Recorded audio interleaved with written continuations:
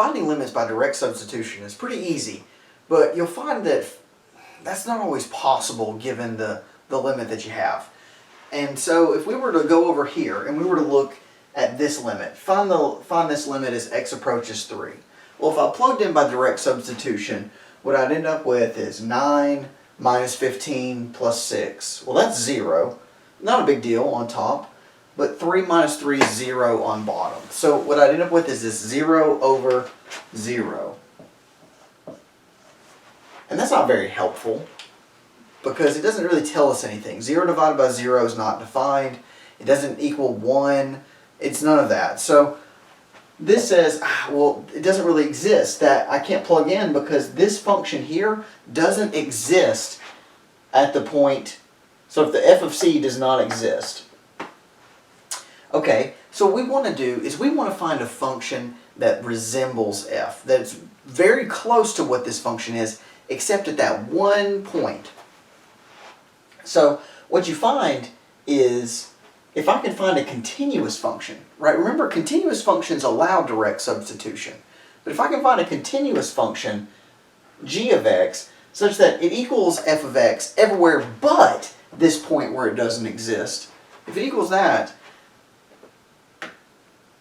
but g of c does exist, basically everywhere else it's the same function, but at that point it's a little different, then instead of evaluating this limit, we can evaluate the limit of g, and then we can directly substitute. So what does this mean? Well, in practice this means is we can use certain types of, we can be clever about how we do this, and we can divide out things, or we can multiply by conjugates and blah blah blah. We can use a lot of the algebraic skills that we learned in sort of our Algebra 2 or college algebra, pre-calculus, kind of whatever you want to call that.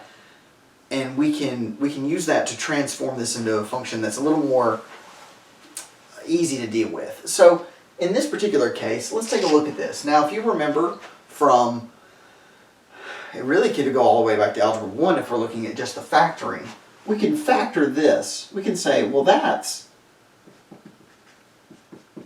the limit as x approaches 3 of x minus 2 times x minus 3 over x minus 3.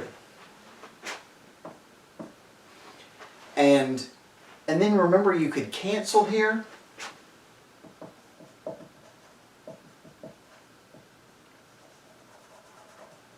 Ooh.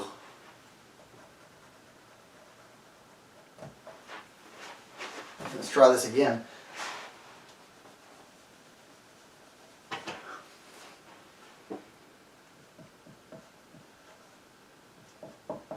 So we're left with just that x minus 2 piece where we can directly substitute.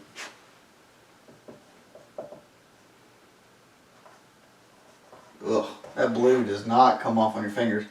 So that's 3 minus 2.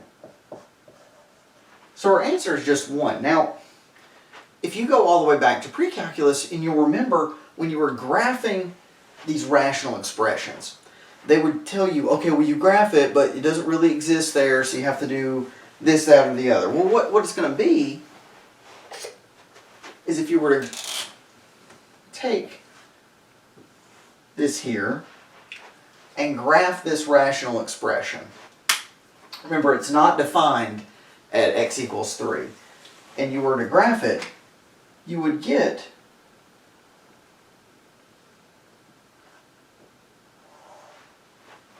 that. You remember you draw that, they would call that a hole? Do you remember that, where it was straight, but you'd have a little hole there?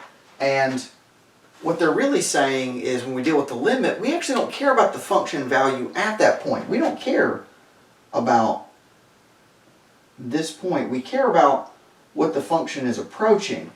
And no matter what, when we approach it like there isn't a hole.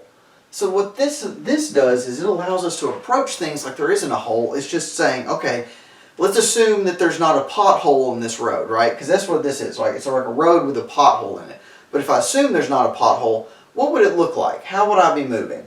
And just moving along. And that's what the limit is really telling us. So that's why it's not a big deal to do that, and that's why it's not a big deal that it's not defined there, because the limit's not worried about the function value at the point, it's worried about the function behavior as it approaches that point.